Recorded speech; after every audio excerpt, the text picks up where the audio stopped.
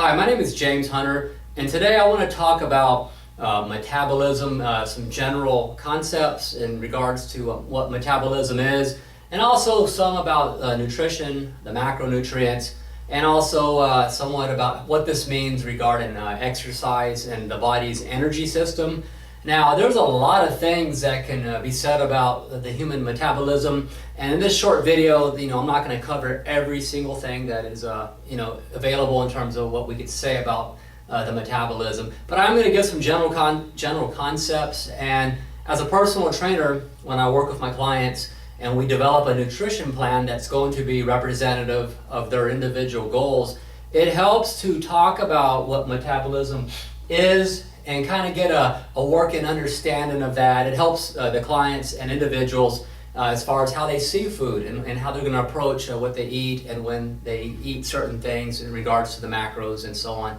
So what I like to do is give a working definition. And basically we hear the word metabolism a lot, in a fitness culture. That word is thrown around a lot. But a lot of people, when you ask them what it is, they know what you're talking about, but they really can't put any type of a definition to it. So in short, what a metabolism is our body is in a constant state of either catabolism or anabolism. Our body is either in catabolism, meaning it's breaking down energy substrates for energy, or it's building and replenishing, restoring, and building back up. Anabolism, it's replenishing our energy substrates.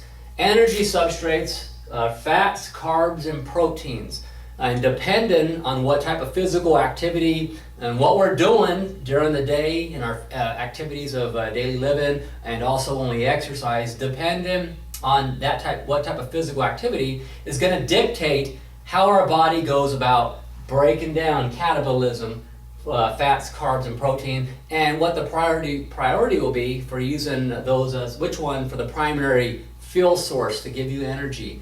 Now, catabolism and anabolism, those are the words anabolic and catabolic come from. You hear about the anabolic window. People, they'll lift weights and they want to have a recovery meal, preferably a combination of both protein and a carbohydrate. Protein and a carbohydrate together synergistically are superior than just to having either a protein or a carb by itself only.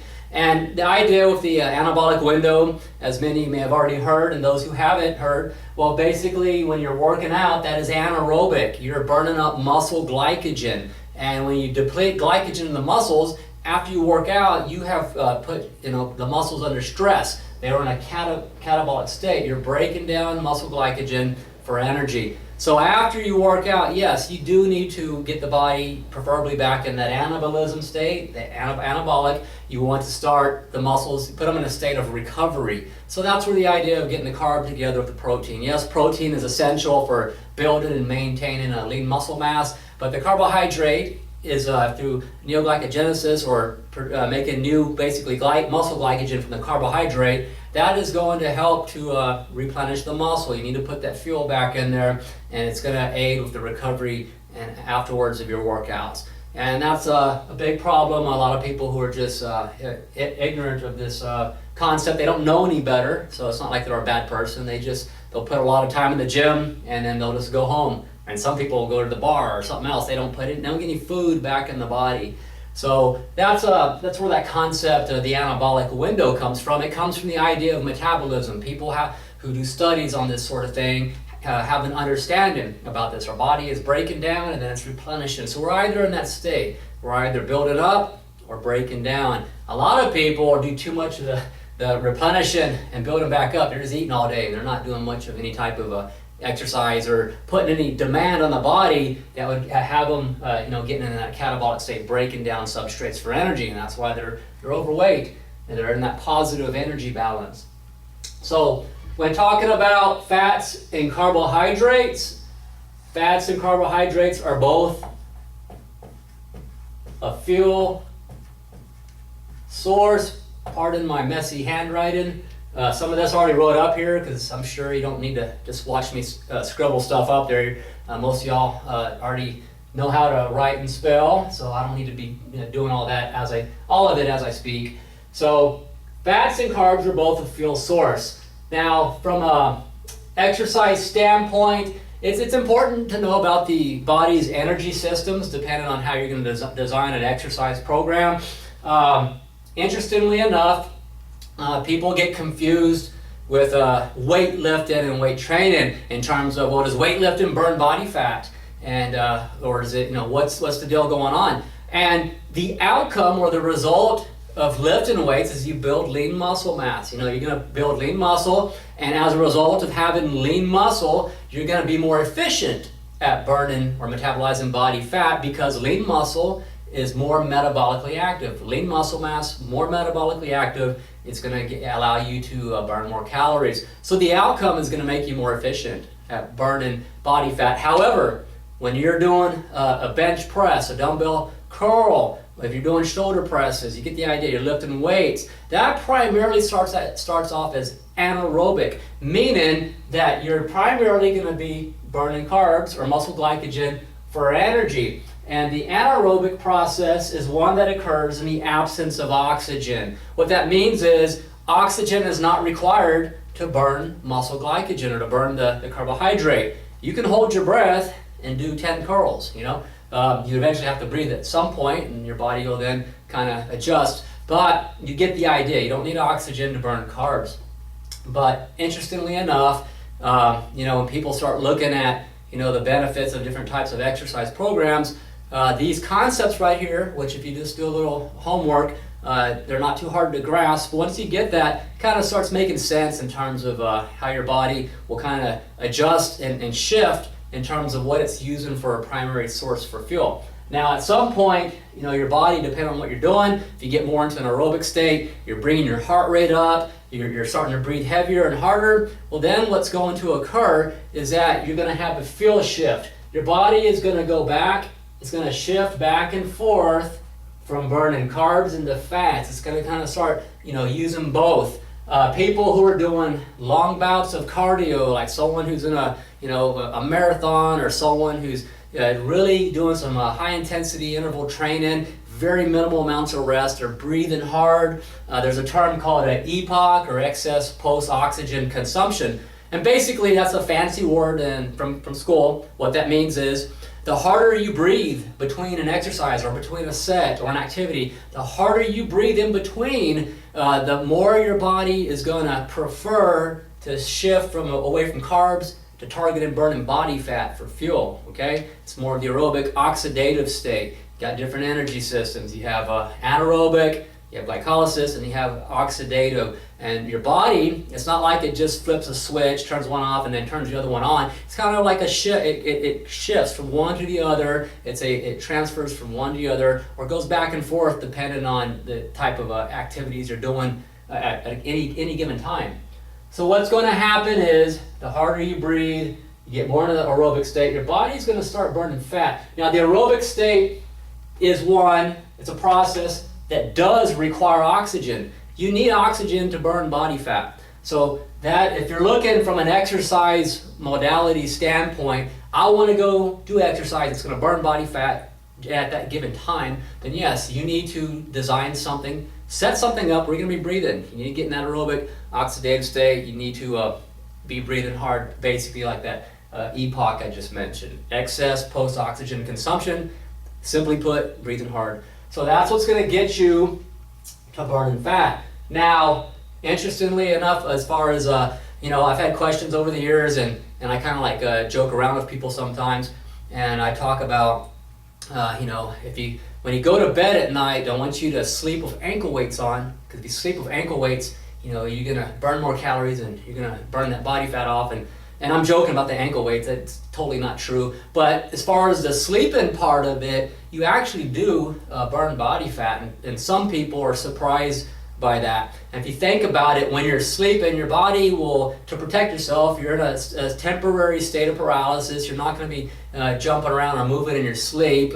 Sometimes people act out their dreams. You'll wake up throwing a kick and so on. Some people might sleepwalk, but those are like, different situations. Most people, when we sleep, we don't move at all. We're stationary. So during that process, guess what? Your muscles are not moving, so you're not engaged in any type of anaerobic activity like doing a dumbbell curl or a push-up. You're stationary.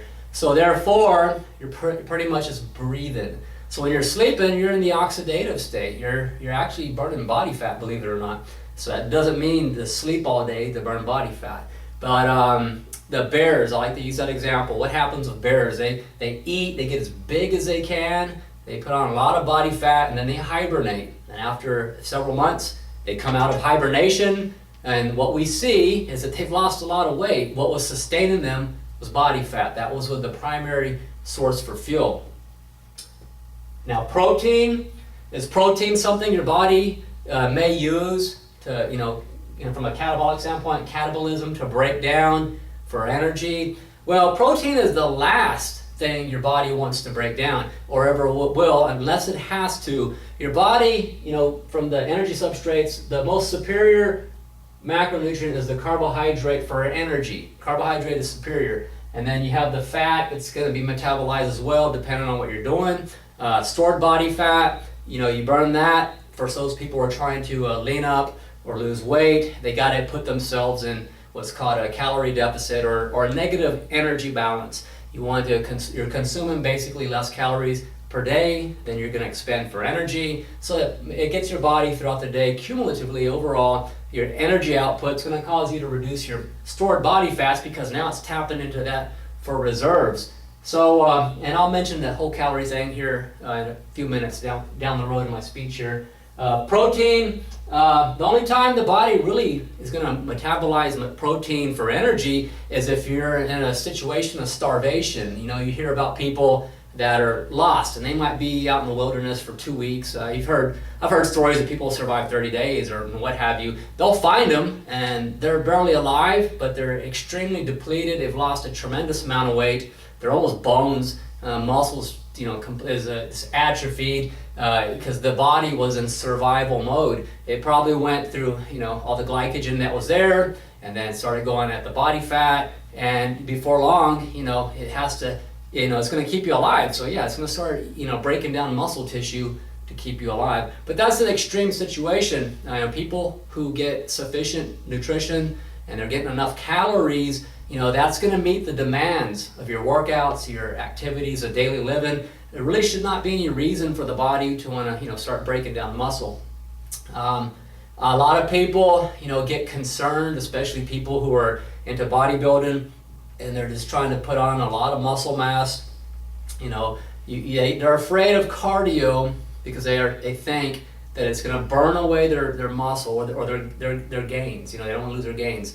The thing about cardio or any type of aerobic type activity, if you're lifting weights first and then you do some cardio afterwards, or you do it at a separate time during the day, as long as you're getting enough calories, from fats, carbohydrates, and protein, you're taking in a sufficient amount of calories to meet the demands of those workouts during the day. There's no reason, why you should be, lose muscle, or your body's going to go after the muscle. Now, if you run for 90 minutes and you did not sufficiently, get a good pre-workout meal, or you didn't eat breakfast, and it's been, 12 hours since you've eaten, and you do something that's an extreme bout, like 90 minutes, 2 hours of nonstop type of exercise, could you potentially then, burn some muscle? Perhaps, that's possible, but it's not likely if you, again, like I said earlier, you got to eat for your needs. So it's not something people need to be afraid of. I know a lot of guys, get really huge, heavyweight division that compete in bodybuilding, and they'll be on a stair stepper, that they'll be doing all different types of cardio, 45 minutes, an hour on a daily. And trust me, these guys are not losing any muscle. They're huge, but they're putting in enough calories, and that's why. So there's people who do a variety of cardio, a variety of aerobic type of activity, and yes, there's people who take drugs like androgenic anabolic steroids and things like that make it easier for them to retain or maintain lean muscle while doing those types of things. But even for people who are training naturally, who are not on any type of steroids or anything like that, I've seen individuals who are natural, who as long as they got enough calories from nutrients, and I'm not talking about doing extreme bouts of cardio every single day, but reasonable amounts. Maybe 45 minutes, somewhere in that neighborhood. The body's going to use muscle glycogen, and burn fat, those types of things, or it's going back and forth from burning those. You're not going to burn up too much muscle. And as far as individuals who have that concern, then just think about balance. Make sure you eat enough food. But just from the body composition aside, it's just for the health benefits. We all should do some type of cardio and aerobic activity, even if our primary goal is just muscle and getting big and so on, and strength. You just need to take care of yourself. And so this information about the metabolism and metabolizing muscle as a last resort, that's just something that's important to help people to understand, to reassure them that yes, you can lift weights, you can build muscle, and you can also incorporate aerobic exercise, cardio, without losing your muscle. And in fact, my personal experience is, I've actually gotten stronger and seen better outcomes as far as my overall conditioning and fitness and body composition when I incorporate the aerobic and cardio component of exercise. So that's just my own experience, and there's other people who will share similar experiences, and I understand there's people who have different opinions, and I respect that. I'm just giving you my perspective from what I know and understand. So back to the idea about calories. Am I somebody who's real big on just trying to count every single calorie? I'm at a point in my life to where I don't necessarily have to be a real strict calorie counter. And the reason for that is because I pretty much have an idea of what I can eat and how much. Just I can visually I can measure things and do all that, but it's not. I don't have to have it down to an exact science as far as counting every single calorie. And honestly, most people don't necessarily have to do that. In the beginning, to help create an awareness for people, yeah, it's a good idea to count some calories, only to train them to have the relationship of food, to have that understanding that what you're putting in your body does have an association in terms of with how much energy it's going to take for you to metabolize and burn that off.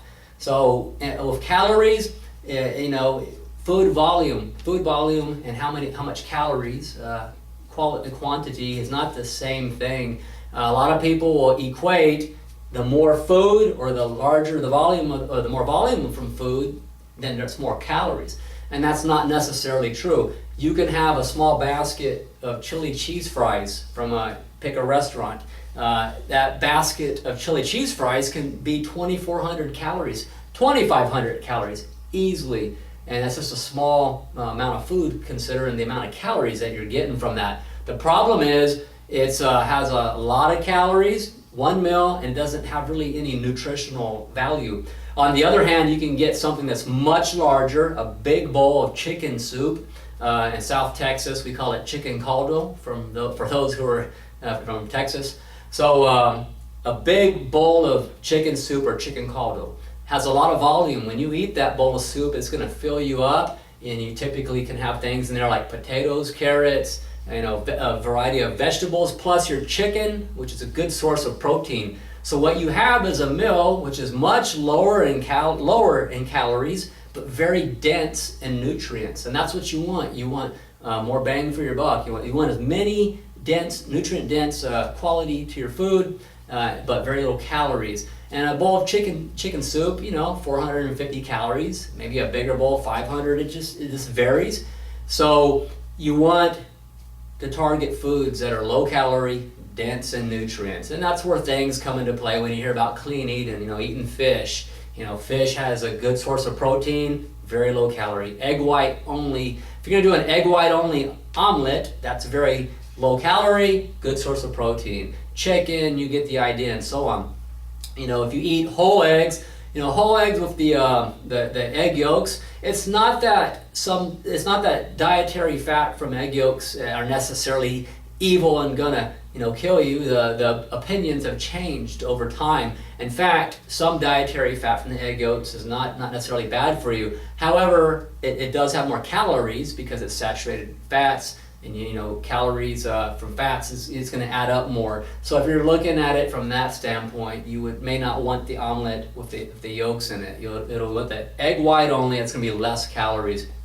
And so when those types of things come into play, that's going to be up to you, up to your goals. It depends on what you're trying to do. Not everybody is necessarily trying to be really lean or like 5%, 4% body fat. For a lot of people, that's not important. They're just trying to have an overall, balance of just being fit, strong, and healthy, and and have their body composition within a realm of what is considered healthy and not necessarily extreme.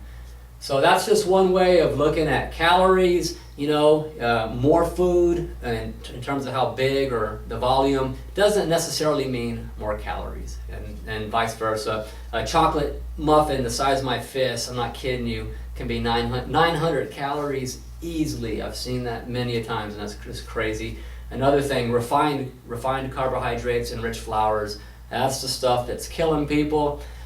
Stuff like old-fashioned oatmeal, oats, sweet potatoes, brown rice, things like that, cooked properly, good clean carbohydrates based on what you need for your energy. That type of eat and those types of carbs they're good for us, and they're superior for energy, and being able to manage and balance that is the key. Carbohydrates in and of themselves are not the evil, but we do need to manage them.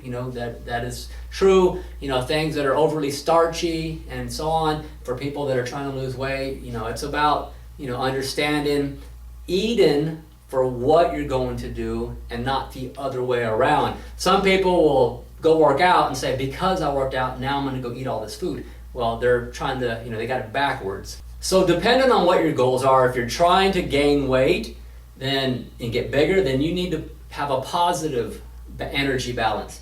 You need to consume more calories than you plan to expend or burn for energy on purpose. That way it's going to be a surplus and your body will gain weight. Now, ideally, you want the extra calories to be from good food sources. You don't want to just go out and eat a bunch of junk.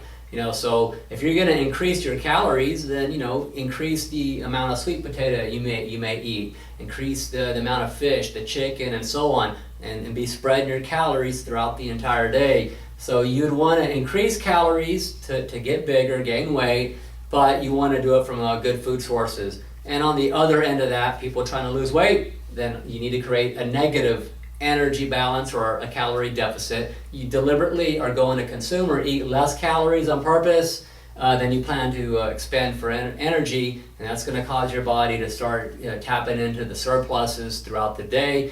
This is nothing new. It's very common, and so for those of you who've already heard this, I know you know it, but for those who haven't, then hopefully this is going to help you get a general or basic understanding of how this can help you with working towards your goals and how you're going to approach your food.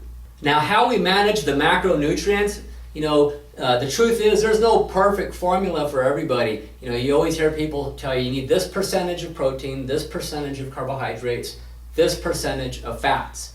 Now, from a weight loss standpoint, what the studies have shown is that when you have two diets, the same amount of calories, for example, let's say we have two 1,500 calorie diets, but with one diet at 1,500 calories, the focus will be low fat, and then the other diet, same thing, 1,500 calories, the emphasis is going low carb. What this research shows is that in the case with the low carb diet, it is superior for losing weight quicker and more efficiently. Now, both can help you to lose weight, but the low carb is where it's at. Nothing new. Low carb approach has been around for a long time.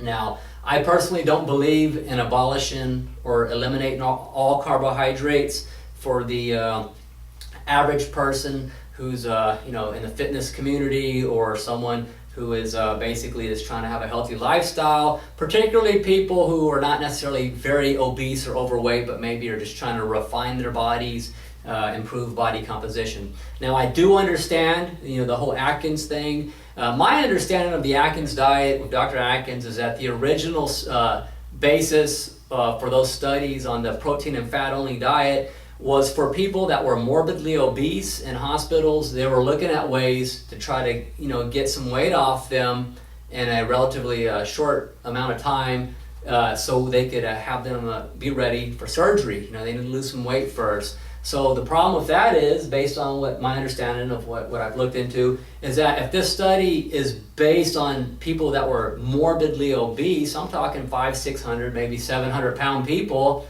those people are not representative of the average person, okay? So most of us are not gonna be weighing 500, 600 pounds.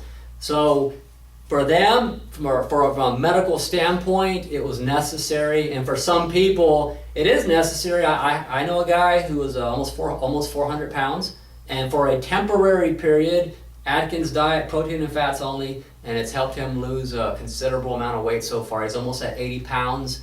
It's in less than a year, and now at some point, yeah, he will introduce carbohydrates again, but this person is not really lifting weights or just doing cardio, and they're on their diet, and that's it. That's under their doctor's orders, they're doing that. So for some people that is a necessary thing, but for someone who's under 200 pounds, or you're only needing to lose like maybe 15, 20 pounds, you don't have to totally eliminate carbohydrates. What you can do is a term called carb cycling. That's something that's been around for a while. I did not invent it, so I'm not going to take credit for that. Carb cycling is intuitively something we all have known to do. For those of us who have worked on our own diets over the years, doing whether it's weightlifting, powerlifting, bodybuilding, competitive sports, and we had to adjust our diets. Intuitively, we kind of figured that out, and then someone just put a term to it. They call it carb cycling. Carb cycling basically is you're going to take in carbohydrates around physical activity. And I'm just going to draw, this is supposed to be a clock. Right here.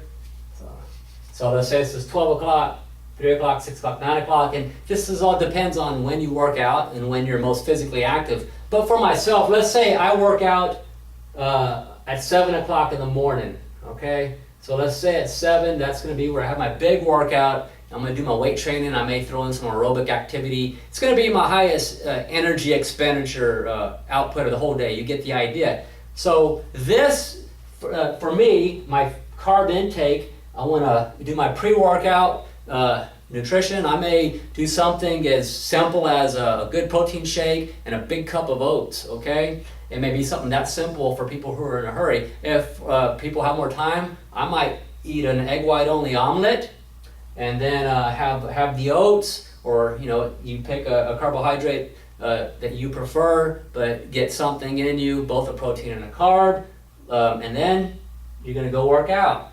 After you work out, you have a recovery meal, again a protein and a carb again. Now you can get the protein and carbs you need from lower calorie sources to minimize the amount of calories you're putting in your body, but you're still getting, essentially, the calories you get, and you want to be from all the grams of carbs, all the grams of protein. You don't want stuff that's like sugar. You don't want anything else that's unnecessarily only for what you need nutritional wise and energy wise, hence the term eating clean. So let's say I do my protein and carbs. I'm just kind of somewhere in here the first part of the day.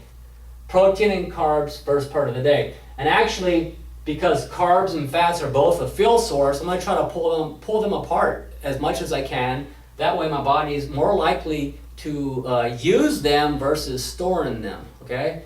So that's what I'm going to do. I'm going to do protein and carbs, protein and carbs, protein and carbs in my first part of my day. Now, because I worked out early in the day, or even if you're someone who works out around noon, that'd be fine too. You can get your protein and carbs before and then after.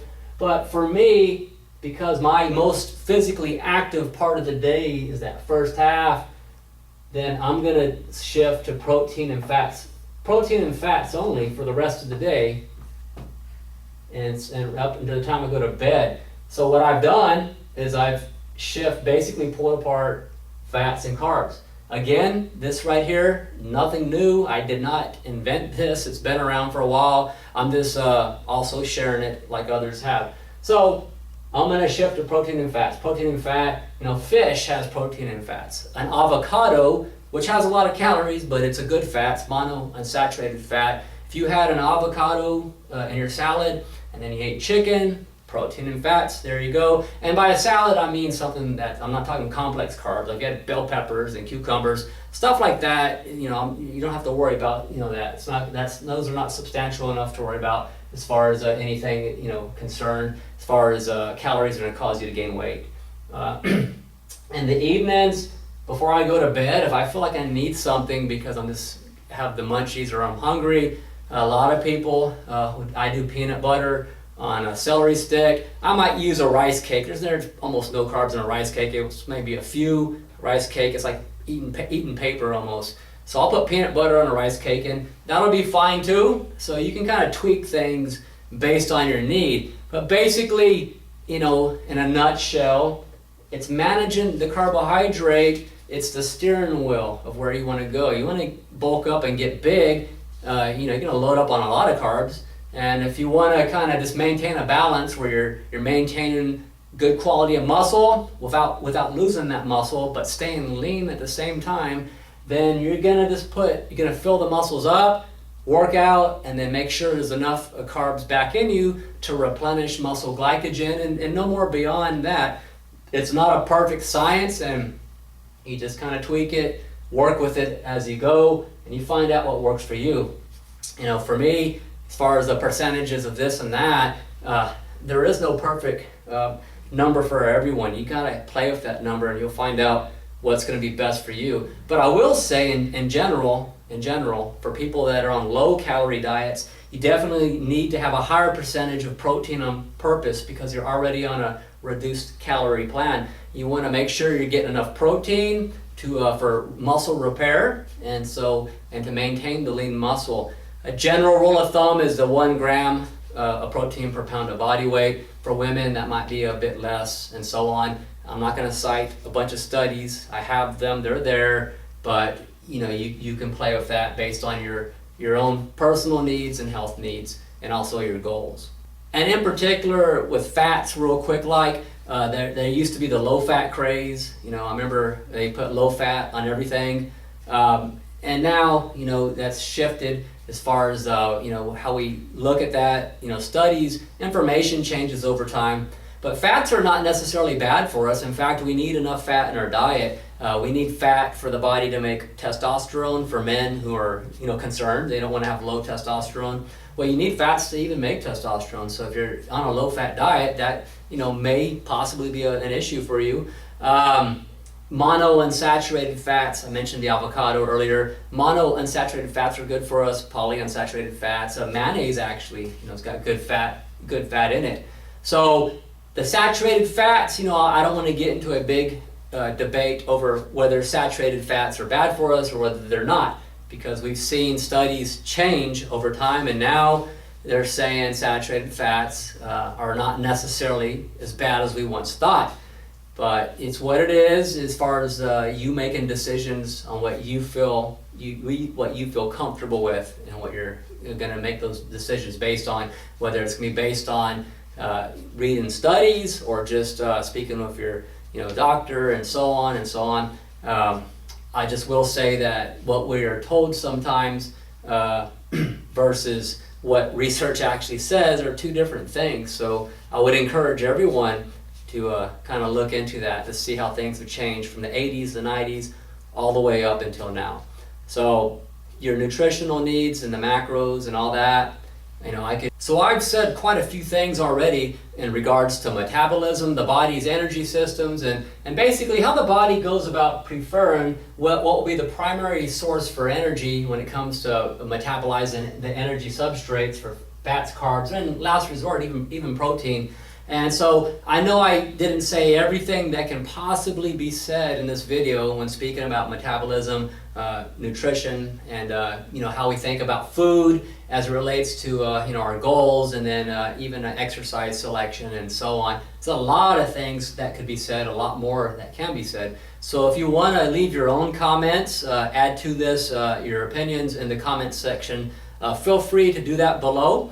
I don't claim to be someone who knows everything, nobody does, but I do like to share information as I understand it, and also just to try to help people get a beginning point to start grasping concepts and things that could help you with your own personal goals. My name is James Hunter, and if you want to, feel free to subscribe to my channel, like the video or not like it, that's up to you. And I'm going to be working on bringing more videos in the future just for information and to try to help people out. I appreciate you for taking time to watch this video today, and good luck to you with all your goals. Thank you.